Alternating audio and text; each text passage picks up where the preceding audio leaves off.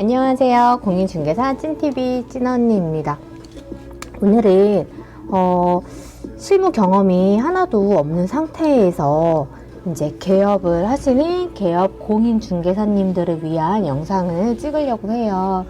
일단은 저도 그랬고 모든 분들 어떤 직업이 됐든지 간에 다 그 초보 처음 시작 그 기간이 누구나 다 있잖아요. 그래서 특히나 작년에 이제 31회 합격자 분들 중에서 이제 바로 개업을 하신 소장님들 굉장히 많으실 텐데, 일단은 저도 전에 이제 제 원래 그 사무실, 허곡동 사무실 인수하신 분도 31회 합격자신데 이제 바로 개업을 하신 소장님이셔가지고 그분 인수인계 하면서 또 이 영상을 찍으면 참 좋겠다 이런 생각을 했어요. 일단은 뭐냐면은 기본적인 손님 미팅하는 방법, 매물 올리는 방법, 마케팅 여러 가지가 있는데 그 소장님께서 가장 두려운 상황이, 어떻게 보면은 아이러니하지만 제일 두려운 상황이, 손님한테 방을 보여줬는데 그 방을 계약을 하겠다라고 했을 때가 가장 당황스럽다고 하시더라고요. 그래서 어떻게 보면은 굉장히 제일 기뻐야 되는 순간인데, 그게 또 제일 당황스러운 이유는 이제 계약서도 한 번도 안 써보셨고 계약 진행도 어떻게 해야 될지 모르시고, 그 다음에 만약에 계약을 한다 그러면은 그 과정이 어떻게 물을 흘러가듯이 자연스럽게 이루어질 수 있는지, 그거에 대한 고민이 가장 많으실 것 같아요. 그래서 오늘은 정말 초보님들을 위한 그 과정 이제 설명해 드릴게요. 일단 매물 답사 끝내고 나서 손님 이제 광고 올렸는데 손님이 그 방을 보고 오셔가지고 방 보여드리고, 요거까지는 이제 저희 이제 보조원 분들도 하실 수 있는 일이시고 방 보여드리는 일은 크게 어렵지 않잖아요. 근데 이제 방을 보고 나서 마음에 들었을 때 그때 이제 진행 방법 이제 알려드릴게요. 이제 첫 번째는 입주 날짜예요. 네, 날짜가 가장 중요하면서도 금액과 날짜가 가장 기본적으로 제일 중요한 사항이라고 할 수 있어요. 그래서 일단은 세입자가 살고 있는 경우가 있고, 그 다음에 공실인 경우가 있겠죠. 이제 제일 쉬운 게 공실인 경우인데, 공실인 경우 같은 경우에는 살고 있는 사람이 없다 보니까 들어오는 분한테 이제 편하게 날짜를 맞출 수가 있는데, 일단은 월세가 됐든 전세가 됐든 공실인 경우에도 지금이 이제 5월 달인데 만약에 마음에 드는데 입주를 당장 5월 달 안으로, 아니면 6월 달이 아닌 7월이나 8월에 입주를 해야 된다는 그런 손님이 계실 수도 있잖아요. 공실인 경우지만 그래도 요거는 임대인 분한테 여쭤봐야 돼요. 왜냐면 이제 월세가 됐든 전세가 됐든 너무 공실 기간이 길어지는 거는 또 임대인 입장에서는, 만약에 그 집이 정말 컨디션도 좋고 가격적인 면에서도 굉장히 메리트 있는 집인데 당장 다른 손님 같은 경우 또 보여드리면은 이번 달 안으로 바로 입주하실 손님도 특히나 공실이기 때문에 바로 입주를 원하시는 그런 급하신 손님도 계신데, 7, 8월에 입주를 하는 손님께 또 그 방을 임대인분한테 말씀드리면 임대인분이 또 싫다 하실 수도 있거든요. 그래서 정말 입주가 늦지만 않는다면 공실 같은 경우에는 최대한 조율해가지고 맞출 수 있을 것 같고, 그 다음에 이제 세입자가 있는 경우 같은 경우에는 이제 또 세입자 두 가지 경우가 있어요. 만기 전 퇴실인지 만기 퇴실인지. 그래서 만기 전 퇴실 같은 경우에는 최대한 본인들이 사정상 계약 기간에 다 채우지 못하고 이사를 나가는 거잖아요. 그래서 웬만하면 들어오는 분한테 만기 전 퇴실 분들은 일정을 다 맞추세요. 네, 왜냐면은 또 방이 안 나가고 하면은 본인들 일정에 차질도 생기고 하기 때문에 본인들 일정에 다 맞춰 주시기도 하시고, 그 다음에 이제 만기 퇴실 같은 경우에는 웬만하면은 이제 만기가 차서 나가시는 세입자이기 때문에 그 본인 또 세입자 일정이 있을 거예요.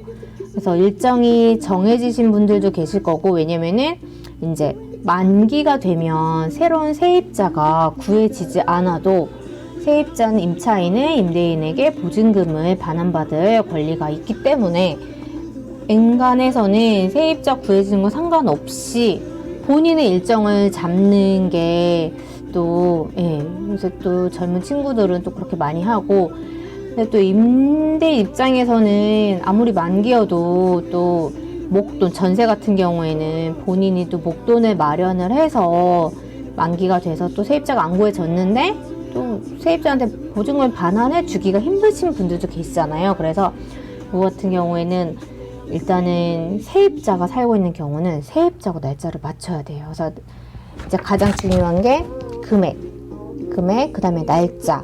그러니까 날짜라는 거는 잔금 날짜가 되겠죠. 이사 날짜 두 가지 가장 중요한 게 요거거든요. 요게 이제 조율이 되면은 그제서야 지금 근데 바로 임대인분이 계약서 쓰러 오실 수 있는 상황이면 모르겠는데, 보통은 이제 계약서 일정 같은 경우에는 그날 갑자기는 또 많이 이루어지질 못하거든요. 그래서 가장 기본적인 매물 특정, 그 다음에 금액, 이제 거래 금액, 그 다음에 이제 잔금 일정, 이런 식으로 조율이 되면은 그제서야 이제 등기부 등본 출력해가지고 임대인분 계좌번호 받아서 가계약금, 그러니까 실무상으로는 이제 가계약금이란 표현을 많이 하는데 사실 이거는 법적인 용어는 아니고 계약금의 일부라고 할 수가 있겠죠. 가계약금이라고 하더라도 일단은 중요사항이 특정이 되면은 일단 구두상으로 계약이 성립됐다고 볼 수가 있기 때문에 일단은 계약금의 일부를 이제 임대인분, 특히 등기상 명의자분 계좌를 받는 게 꼭 중요해요. 그래서 이제 그런 게 협의가 조정이 다 되고 협의가 다 되면은 일단은 등기부 등본을 출력해가지고 명의자분 계좌번호를 받아서 이제 계약금은 보통은 이제 보증금의 10%인데 계약서를 쓸 때 그거에 이제 일부 정도를 입금을 해야지만 이제 어느 정도 계약서 일정도 잡고, 일단은 뭐 가계약금 안 넣고 계약서 쓰는 날 나는 돈을 하겠다, 그리고 계약서 일정을 잡자라는 분들도 계시는데, 사실 요거는 좀 위험 부담이 좀 있어요. 왜냐면은 사람은 또 그 변심이 충분히 일어날 수가 있기 때문에 내일 계약하러 오겠다고 하시고 가셨지만 내일 정말 임대인분 다 시간 약속했는데 연락 두절 되시고 아니면 뭐 갑자기 그 집을 못 하겠다, 또 이런 통보를 하실 수가 있기 때문에 일단 돈이 들어가지 않는 상태에서는 계약 일정을 잡는 거는 좀 어느 정도 위험 부담이 있으니까 그래도 어느 정도 돈이 들어가는 게 좀 중요해요. 그래서 일단 돈 들어가고 나면은 그때부터는 이제 계약서 일정 잡으시고, 일단 계약금 일부 받으시고 그 다음에 계약 일정까지 잡으셨으면은 이제 문자로 정리를 해가지고 양 당사자한테 이제 보내주시면 되세요. 그래서 일단 계약서를 작성한 건 아니지만 양 당사자가 계약의 중요 내용에 대해서 합의를 했고 계약금의 일부가 입금됐기 때문에 이제 여기에서 일방 당사자가 계약을 파기하게 되면은 계약금을 포기하거나 2배를 반환해 주셔야 된다는 내용의 문자 발송까지 마치시면 되십니다. 그렇게 하시고 계약서 쓰기 전에 미리 계약서는 연습하시듯이 꼭 써놓으셔서 계약 마무리 잘 하시면 되세요. 그러고 나서 이제 당일날 등기부 다시 한번 출력하셔가지고 계약서 다시 한번 이제 수정할 거 수정하고, 그 다음에 임대인분, 임차인분 인적사항도 미리 받을 수 있으면은 받아 놓으셔가지고 계약서도 미리 써 놓으시면은 조금이라도 덜 떨리실 거예요. 그리고 계약 진행을 이제 할 때는 그거는 영상을 한번 다시 찍어가지고 계약 진행하는, 그러니까 사실 순서 같은 거는 딱히 매뉴얼된 순서는 없는데 일단 이거는 이제 몇 번 계속 해보시다 보면은 본인만의 그런 룰이나 본인만의 이제 스타일 그런 게 생기실 건데 일단 초보분들은 한 번도 안 해보셨기 때문에 이제 굉장히 떨리실 거예요. 그래서 일단은 계약을 하겠다고 하면은 무조건 돈부터 받으시면 안 되시고 왜 가끔 임대인분이 연락이 안 될 수도 있어요. 그런 경우에는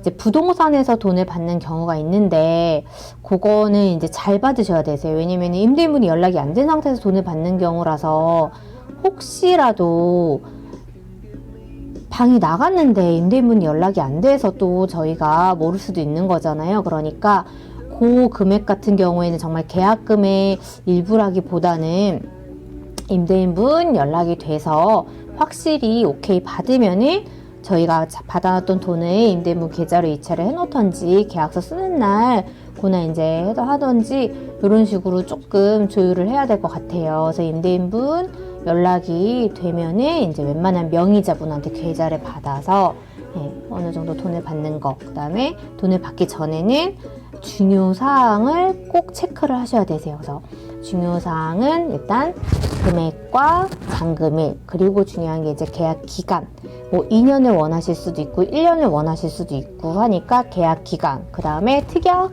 사항 같은 경우에는 계약서를 쓰다가 특약이 깨지는 특약 같은 게 그러니까 계약서 쓰다가 정말로 깨질 수 있는 특약 중에 하나가 반려동물이에요.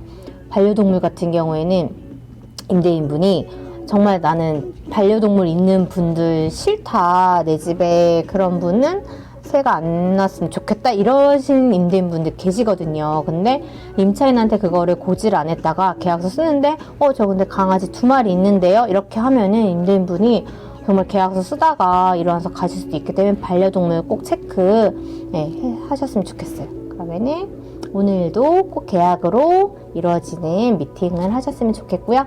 계약하겠다고 하면은 너무 불안해하지 마시고 이렇게 한번 해보세요. 그러면은 다음 영상에서 올게요. 안녕.